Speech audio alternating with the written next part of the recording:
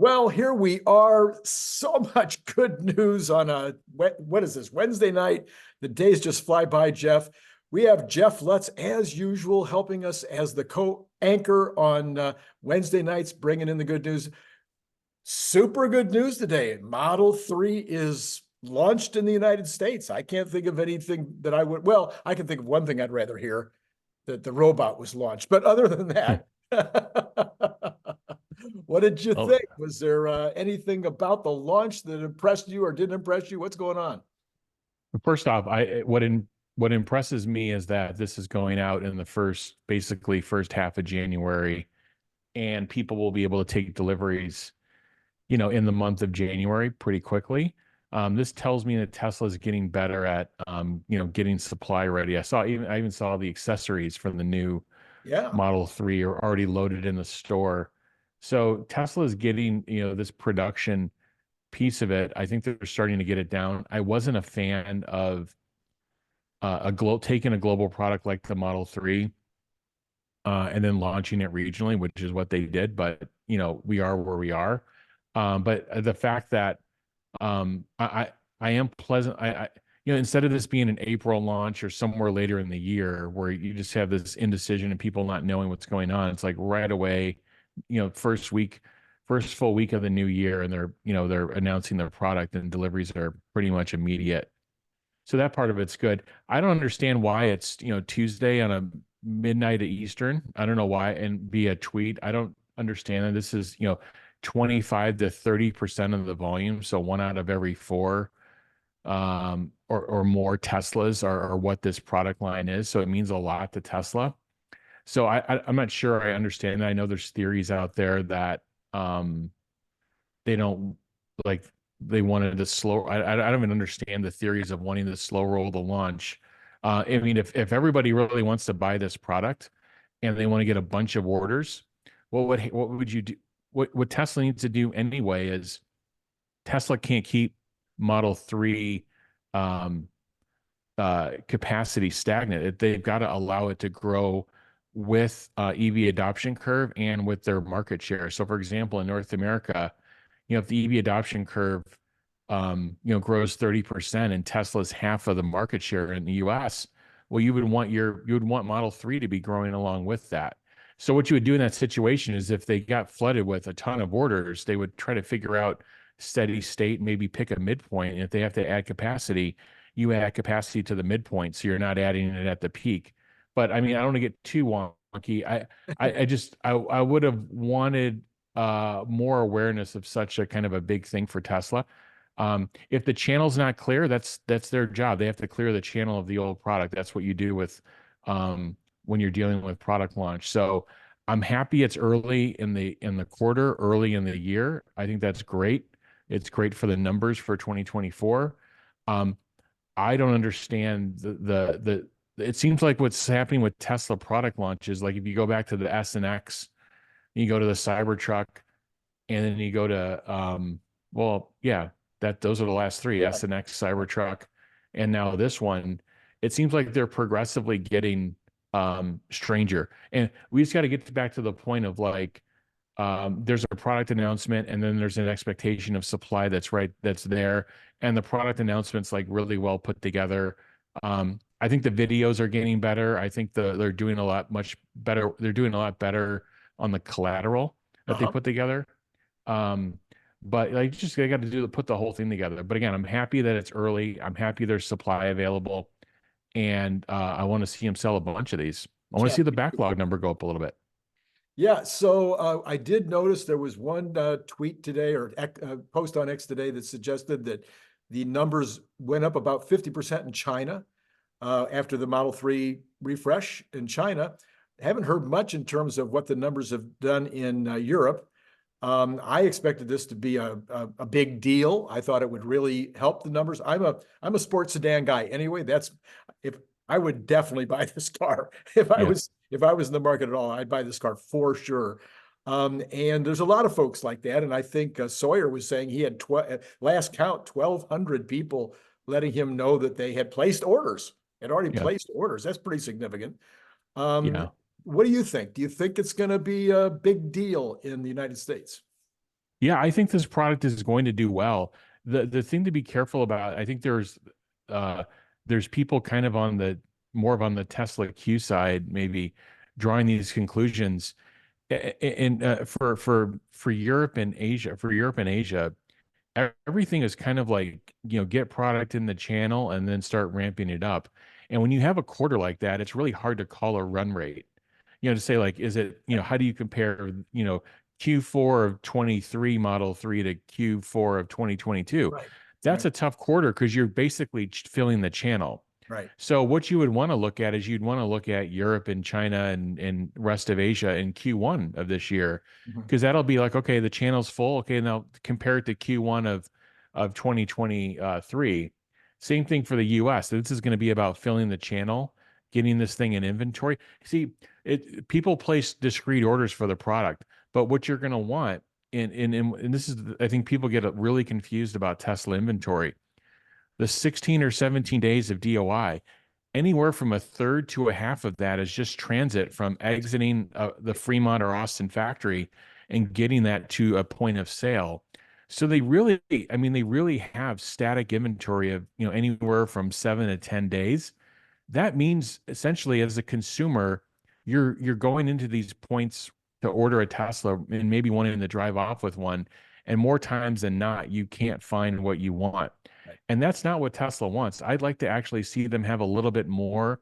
Hmm. First off, they're blowing away the industry in inventory. Like, they're doing way Right. better than anybody. So what they, in terms of turning it. Yes. So I would like to see them have a little bit more inventory. So yeah, in terms of how Model 3 is doing, this is a launch quarter.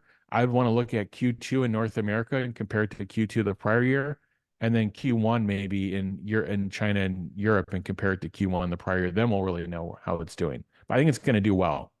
So we know that for years we've all been saying, every Tesla bull has been saying, boy, if we ever get to price parity, Katie bar the door, it's just going to be crazy. It'll be all over, because why would anybody ever think that they wanted to buy an ICE vehicle, still go to gas stations, still have repairs, still have maintenance, do all these things, and not get the advantages of all the stuff that's on the app, all of the stuff that we have on the entertainment system, the Right. gorgeous full roof that we have, the safety Right. records, the Yeah. incredible safety, all these things that none of the other ICE cars. I mean, I could keep going. I'm sure you could Yeah. too. And now we're set. There was a third party, I can't remember who it was, that came out today and said that the Tesla, actually, they said BEVs in general. They didn't even say Tesla. BEVs in general were now $1,200 higher on sticker than the equivalent, whatever that even means. There is no equivalence on Yeah. ICE cars. So that would tell me, I would think that this car would just be a blowout. Yeah. It should be. What works well for Tesla is they make a good product, and something called a net promoter score, which I used as a chief quality officer.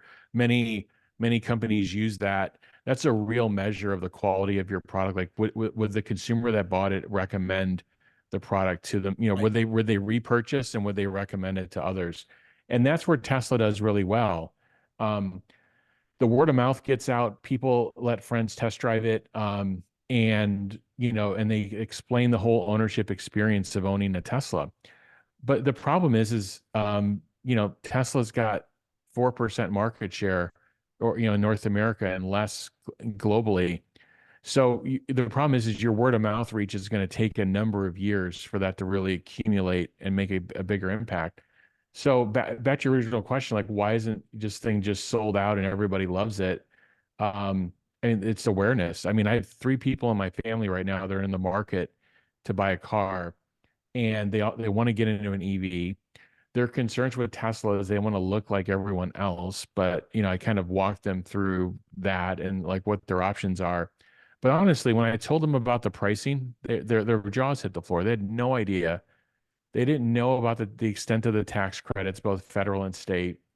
And they didn't know that, it's, depending on where you live, it's 9 or 10 cents a kilowatt hour. It's basically $7 or $8 to charge your 3 or Y up and give you 300 miles of range. They didn't know any of this. And is it on the Tesla website? Yeah, but they would have to have gone to the Tesla website. Right. So I'm not a marketing expert. I just believe that there's an awareness problem, and I think Tesla should measure the extent of the awareness problem and put together a remedy for it. Now they're starting to advertise, they're starting to do things on YouTube and other places. I mean, I honestly think we should go back to like this should be a metric. Like they should define like what is the awareness of the capability and pricing of our vehicles, whatever that number is. 14% of people are aware of both things to some level. They should be trying to drive that awareness. That should be a metric that's reported to me on earnings calls of like, this is what we're doing to improve awareness of EVs. Yeah. Because what does Tesla want to do? Tesla wants to accelerate the transition to sustainable energy. I think one of the barriers is just awareness Yeah. of like how easy are these things to use, how good are they, like all the things you rattled off, Randy, and then what's their price point. And I think I mean the three people in my family, they don't live under rocks. They're very well connected. They have the latest smartphones. Two of them live in LA in Southern California. It's not like they haven't seen Teslas before. They had no idea. They thought the cars were 50 or $60,000, and they had no idea of the other features I told them about. So yeah, I think there's an awareness to answer your question. There's an awareness challenge, and Tesla needs to step up and meet the awareness challenge.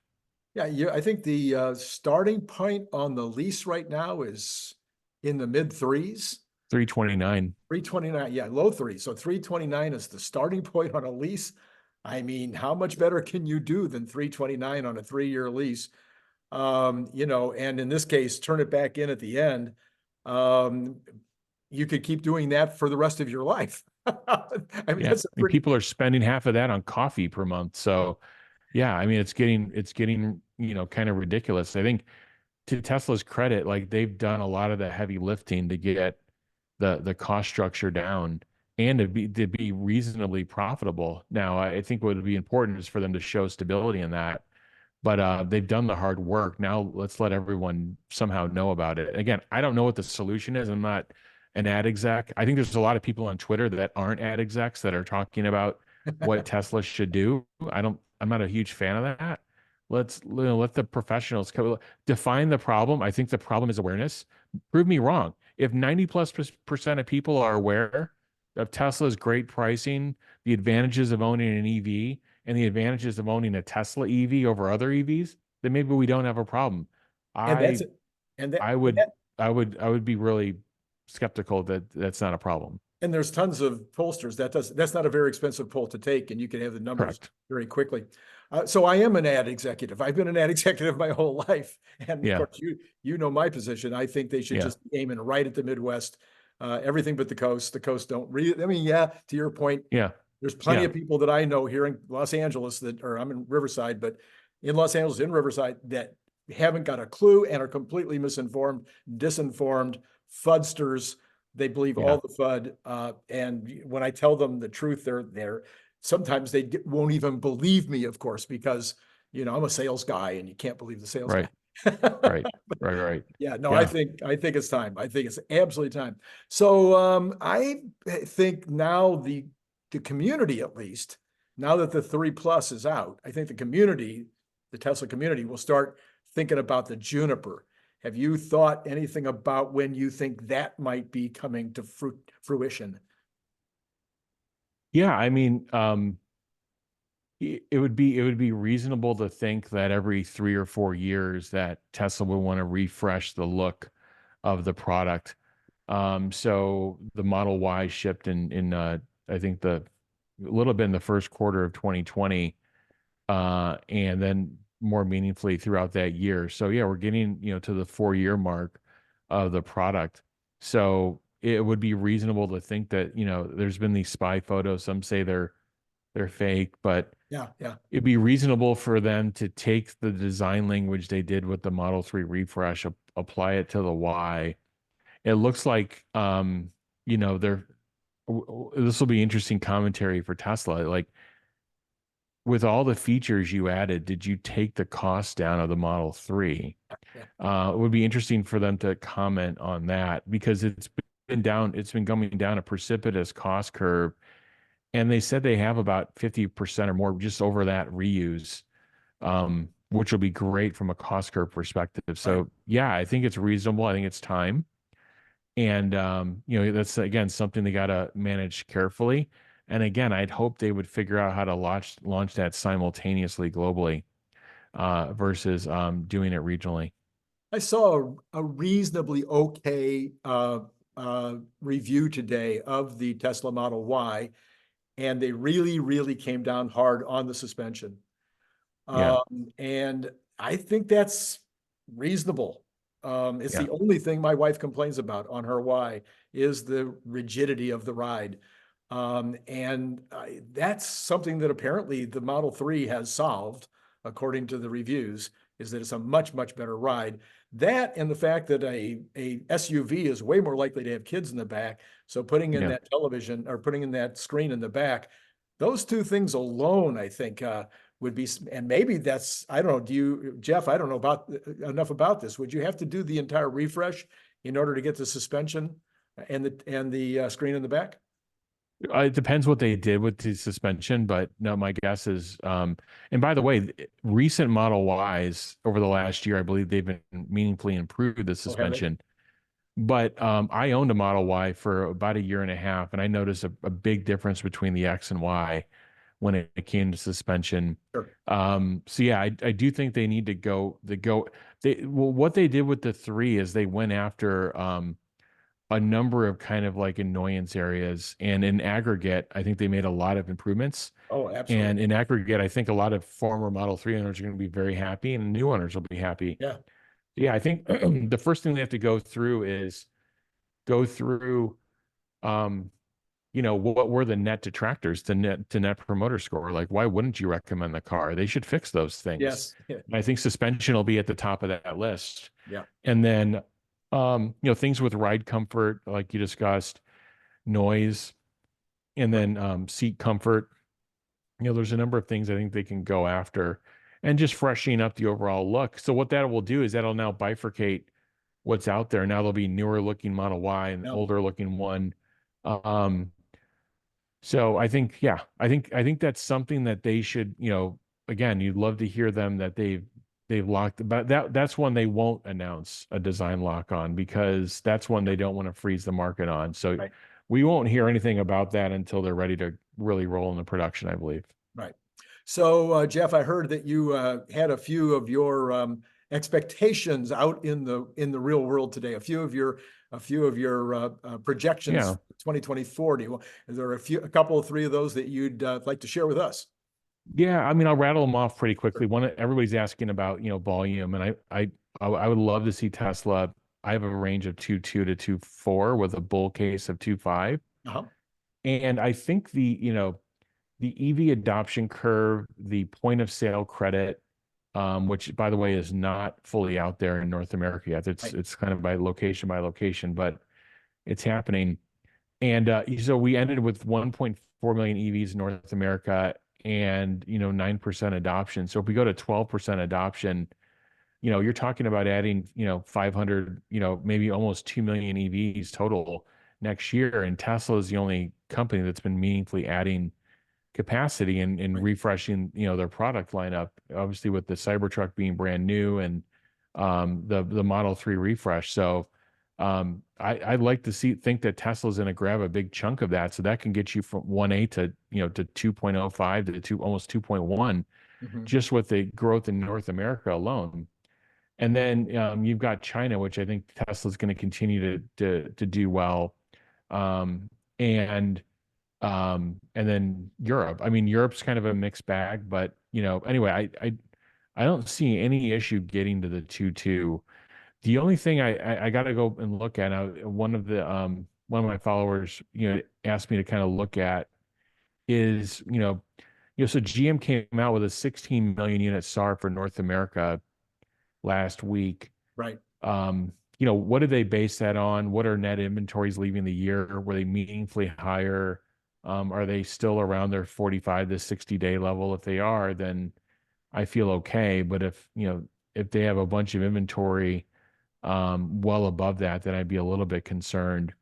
But Tesla's in a good spot from an inventory perspective. So yeah, 2.2 to 2.5. I'll go really quick, and then And Jeff, well, Jeff, just one thought on that. So you're only looking at a 30% increase on the take rate on the BEV market, but in almost all markets that we've looked at, including California here in the United States, Florida, and others, we've seen more like a 50% increase every year. I mean, even in some of those countries where they were at 60%, they went to 90%. So why are you, is that just a conservative number for you? yeah, I just wanted to pick Got it. a 30% growth in adoption rate. I think it grew 37% last year aggregate across the country. Went from I think it was 6.4 or 6.6 last year to 9.03%. I think it was this year. So yeah, I was just trying to keep it in the 30% range, Got it. and so we can be pleasantly surprised if it's 40 or something. Right.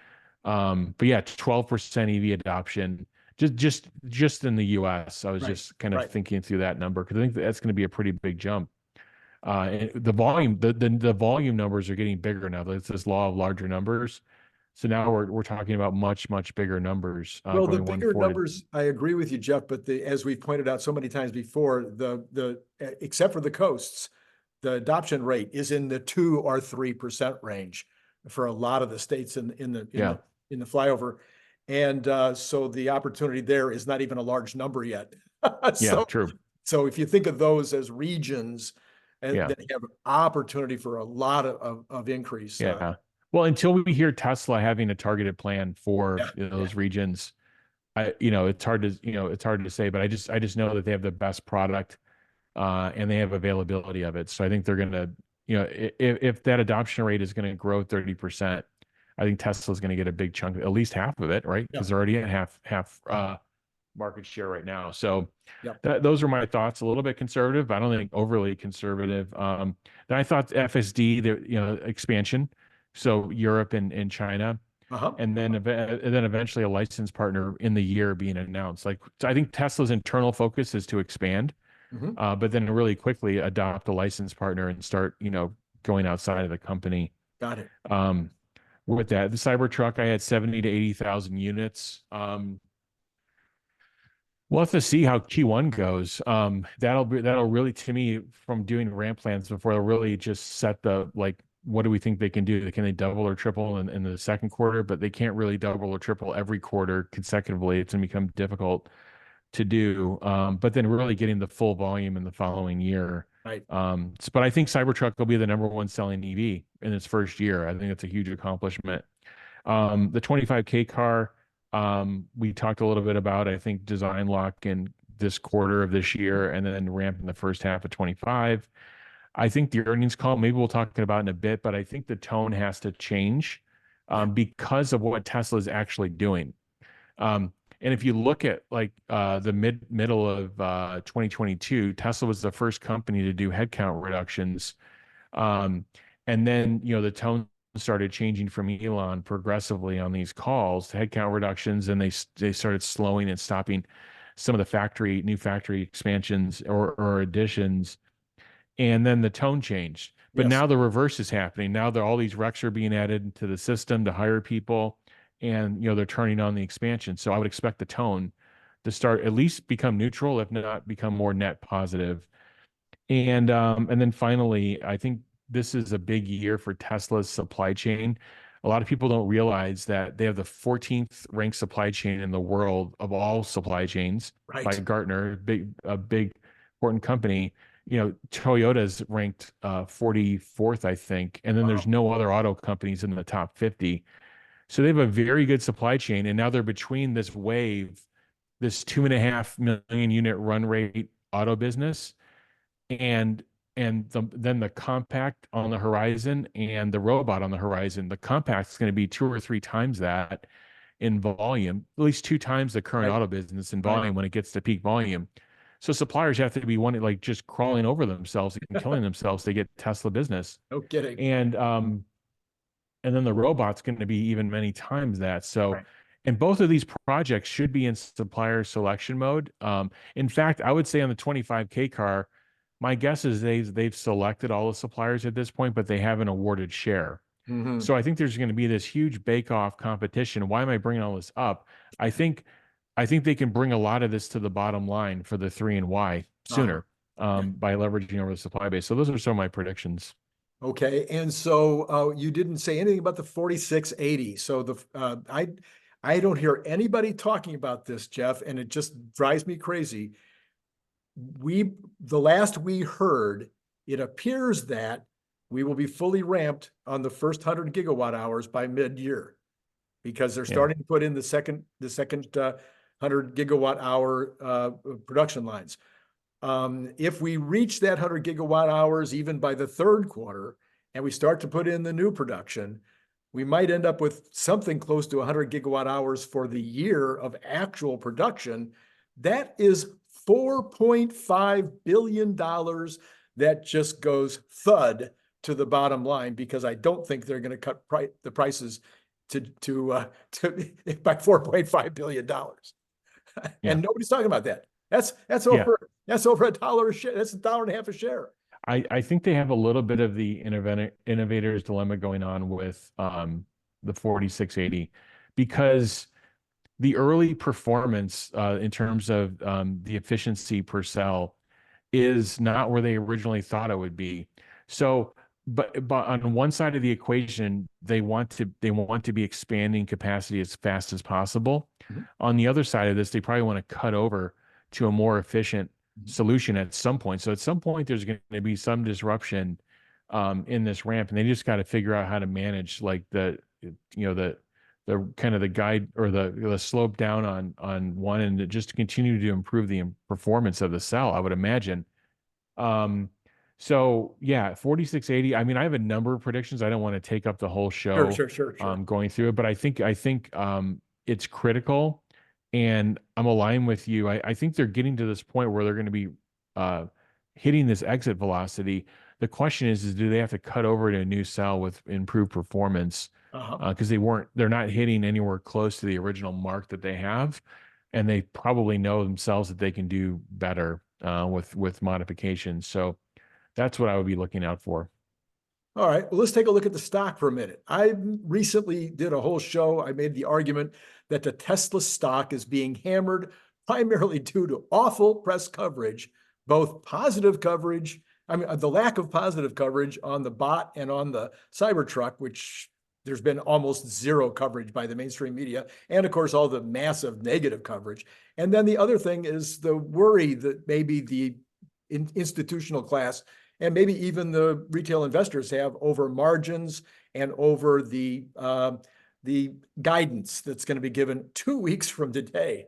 Some seem to believe that margins might be under Q3 and the guidance might revert to, they might just go, hey, 50% per year CAGR, based on 500,000 in 2020, and some years it'll be more and some years it'll be less. The kind of the old saw, as opposed to your great idea from last week, I thought, of giving that range of 2.2 to 2.5.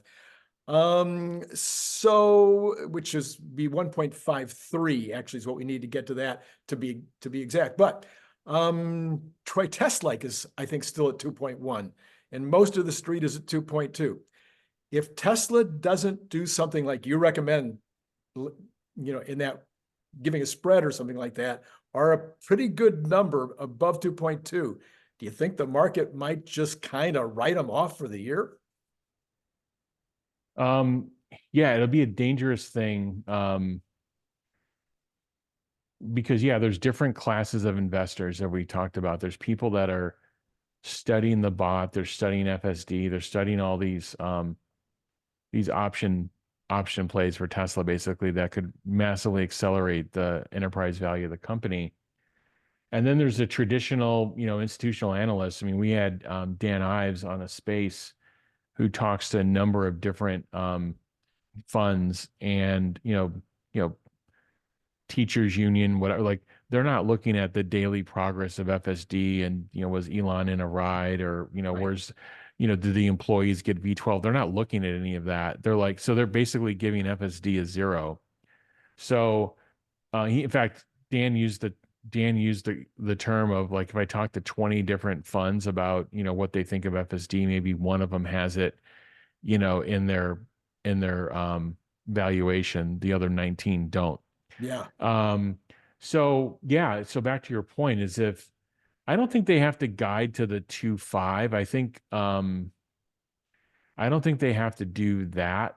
I don't think there's an expectation of that. I think I think the expectation is can they be at or above, where the street is, which was 2.1. Maybe it's high 2.1s, low 2.2s now. They have to be in that range. And so this is where I come back full circle, like on the Model 3 Plus. There's no way that they just wanted to silently walk this product out to market. There's no logic to me that supports that. They want to get that out there and get the orders going. So yeah, back to the stock price. Tesla has they've done great. They've expanded EV. They're driving EV adoption. They're doing all these great stuff. But basically what's happened is that operating margins and gross margins have contracted over a number of quarters, and Tesla's been investing in the future for what we're all excited about, but these institutions are not as excited about. And so when they see lower operating margin, lower gross margins, um, and they see, the kind of some of the answers are like, hey, I don't have a crystal ball. I don't know what's going to happen. Um, the earnings calls have not been a source of strength for Tesla. Right. So I think it's natural to have some wobbling going into another earnings call.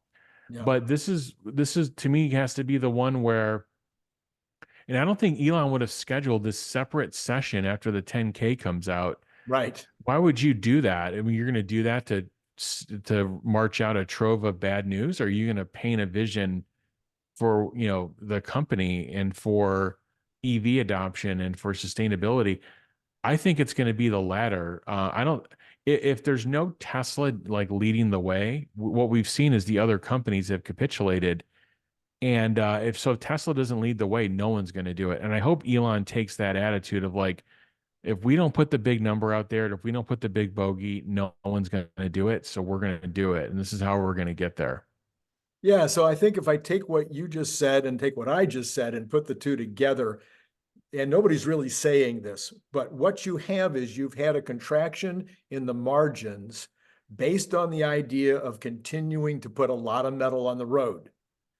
But if you have a contraction in the margins and you also talk about only a 25% increase in unit sales, now you've taken the entire story away.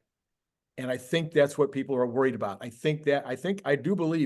truly believe that the press is largely responsible for what's happened in the last 4 or 5 weeks, because they should have been reporting on that, on all the amazing reviews that have happened with the Cybertruck.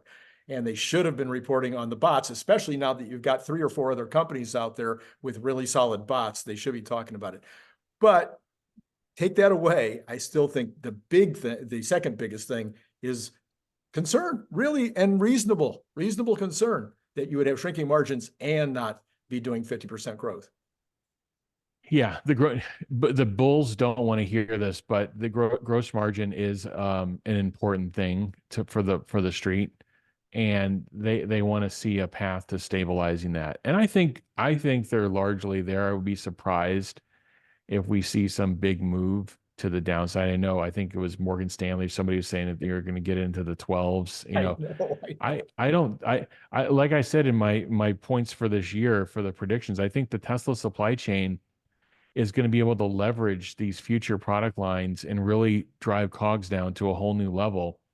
And remember, the rest of the auto industry, like legacy auto, isn't expanding. Um, and in EV adoption is growing at 3 or 4 times the rate of standard auto or combustion auto. So if you're a supplier, if you're somebody that services partner and you serve the auto industry, you want your chips you want it on EV and you want it on Tesla. Yeah. Yeah. So I think Tesla can really get a lot of leverage from that. So yeah, for this earnings call, they really have to show stabilization in gross margins, which I think they'll be able to do. I just hope they get the right kind of attitude around here's our plan. We have to lead an EV or no one else is going to do it. Right. And this is how we're going to do it. All right, I have to ask, of course, about robots. I have to ask about Optimus because that's what I do. So Tesla has a reputation for doing whatever they do at the speed of thought. I think that was Sandy Monroe that said they work at the speed of thought. And of course, the the innovations on Optimus have been at the speed of thought. They've been incredible. Everybody's Yeah, I been agree. blown away by how fast they've been moving along.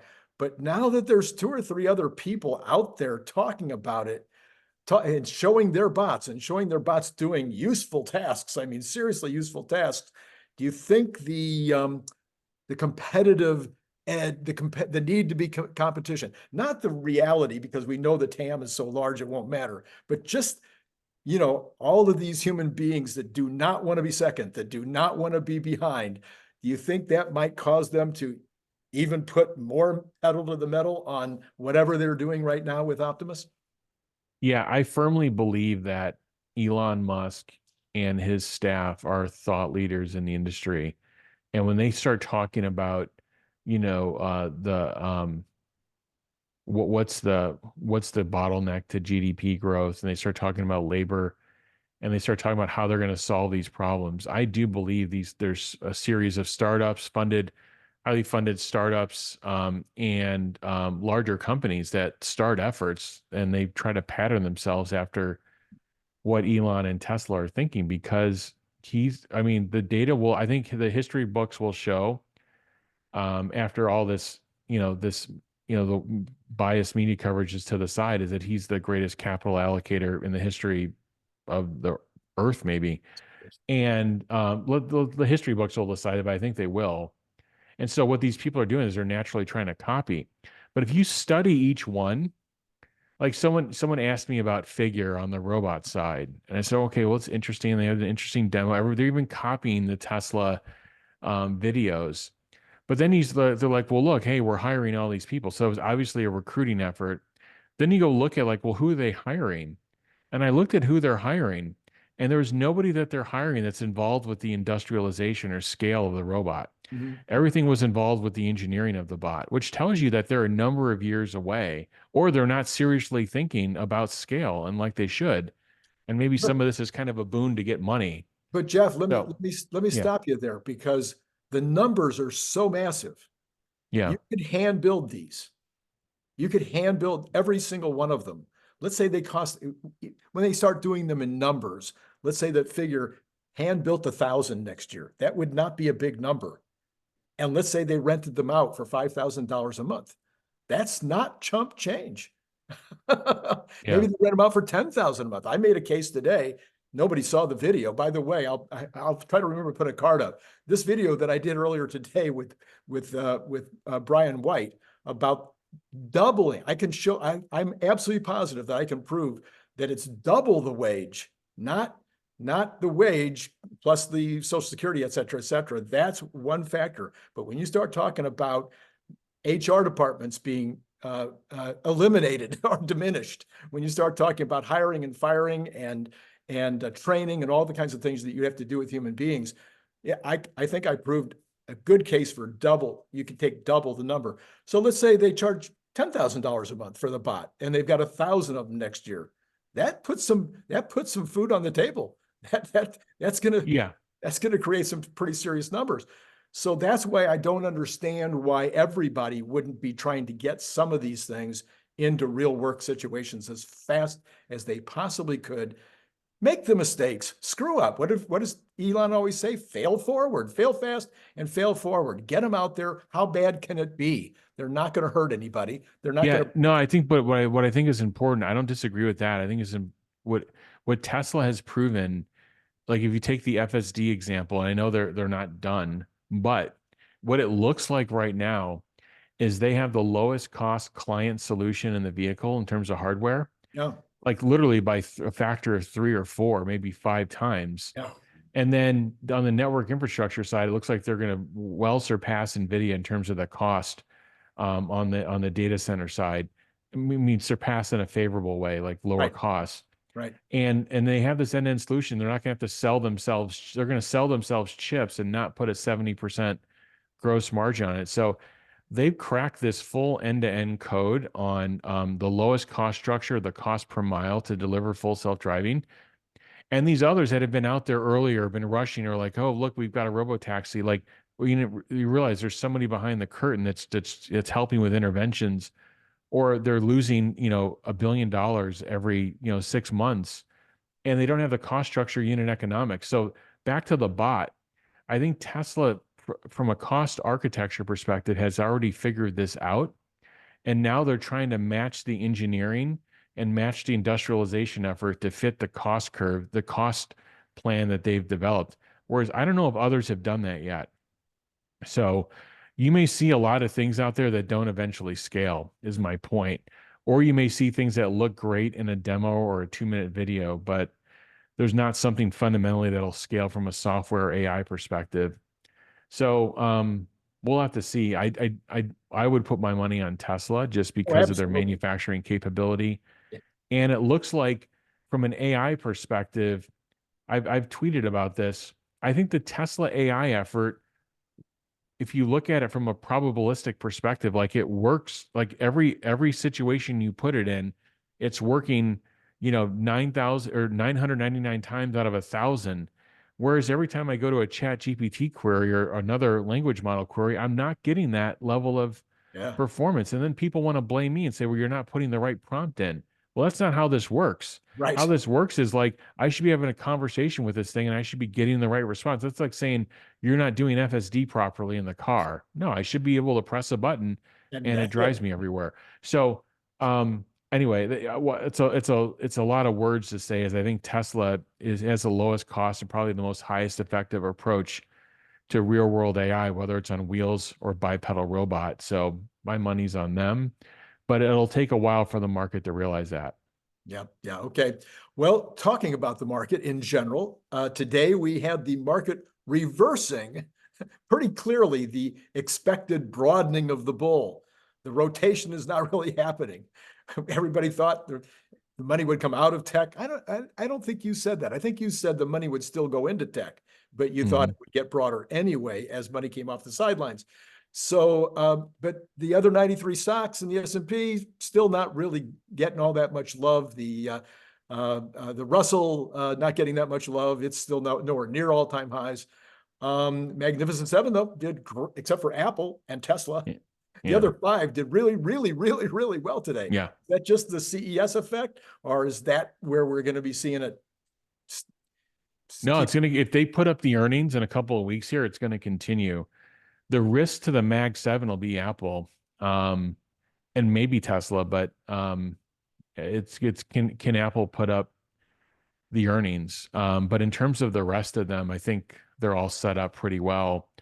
And if they put the earnings up, it's gonna be Mag 7 all year. It's gonna be tech all year. I don't know why people would be moving away from that, to be honest with you. There's no such thing as, oh, it's run enough. Well, if their earnings are continuing to grow and they're continuing to guide strong, well, then the money's going to keep coming in.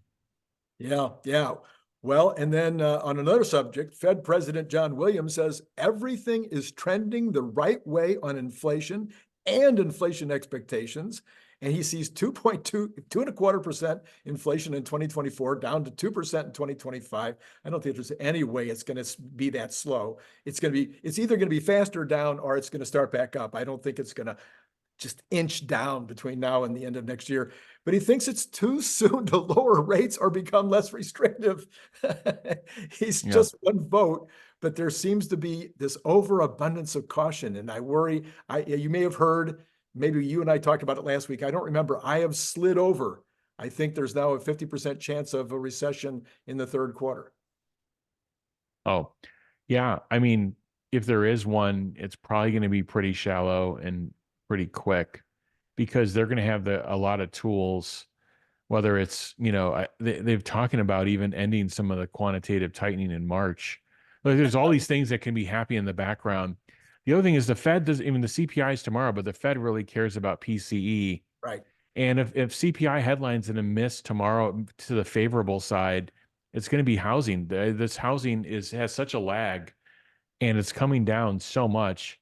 Um, if anything, that could be a favorable miss. But the Fed really looks at PCE, Right. and that 6-month rolling PCE is 2%. I think it's 7 now, 7 months now.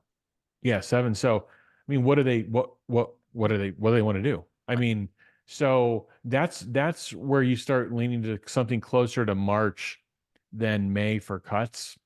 I don't know how to call 60 days with anything with the Fed between March and May, whatever. Yeah. Um, but I think inflation is done, and they got to be really careful on the jobs piece because there's been like 11 revisions to the downside, Yeah. and they got to be careful that hasn't fundamentally cracked, and they're just they're going off of the current BLS numbers and not looking at all the revisions, which I'm sure they are. And the Fed isn't going to, though. They're not going to. They're going to jawbone markets until the day that they actually announce the cut. Yeah. This is why this gentleman you referred to, Mr. Williams, this is why he's going to say all the right things and then say, well, but it's still too soon. They have to do that. As soon as one of these presidents comes out and says, "Yep, I think we're ready to cut in March," it's off to the races, and they don't want that. They don't want the market to unwind all the work that they've Yeah. done. Yeah. Yeah. I certainly understand that part of it, but it's still, it's You get kind of, all of this, yeah. it's kind of nerve wracking to continue to play the game we all know that it takes time for these changes that they do to take effect. So if you don't do the change until May, and you've got that third quarter from last year being this year, just past this past third quarter at up 5.2%, that's tough to beat. Yeah, they have these, quarter point, like, oh, we'll do 2 or 3 quarter point. No, when they cut, I think they're going to be backs against the wall doing 50, 75, or 100. They're going to have to do that because I think we're going to be encountered with some problem. It's hard for any of us to say which problem there'll be, but where credit's going, where the job market's going, there's a lot of factors that are starting to flash. Yeah. Um, Yes. so the last thing they want to do is just see all these flashing indicators and then let the plane crash. Exactly. So yeah, we don't want to talk about planes crashing right now. Boeing Yeah. is they don't have a good news. They can't have a good news show right now. But Yeah. the people that are having a really good news day, and of course I know nothing about this subject. I don't even remember whether you care about it or not, but you can't not talk about it today. The SEC approved the ETFs for Bitcoin. And the Bitcoin did the same thing it did yesterday. It sold off. I think last time I looked, and we'll look at it here in a minute, but it was finally in the green, but initially it sold off. Yeah. Thoughts about the ETF, or do you care? I don't remember. I'm not a huge participant in crypto. If I were, it would be a fraction of a percent. Right. Because I don't understand how to value it well enough. But I do think that there may be a way to value it at some point in the future based on usage. But until then, I think our Ethereum popped because they may be coming up with an ETF Yeah. soon after. So this kind of paved the way maybe for Ethereum. But yeah, there's people calling for 100K, 150K Bitcoin. I just don't know I don't know how to get there. I'd much rather figure out the way to again, I'm not dissing it Right. for people that are in it. It's just more of like I don't understand how to value it maybe as well as others. Right. Okay. All right. Well, let's take a look at the numbers. We've got Tesla down another 12% in the after hours. I'm 12%. Thank you very much. 0.12% in the after hours. So kind of a not much of a move in the after hours. But I at this point, based on your and my conversation and what I've been thinking, it may not get a pop before the earnings, and we may be looking at it being kind of dead down. I don't know if it'll drift much under this 230 range, but I'm not sure that there's, unless it might take something like here's the price on the bot, you can place your order.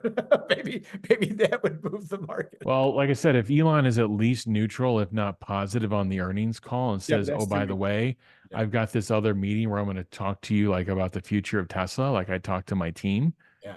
I think if then you could get a double bump action. Like Yeah. if he's bullish on the call and they're bullish on their guidance, Yeah. they're both on units and gross margin.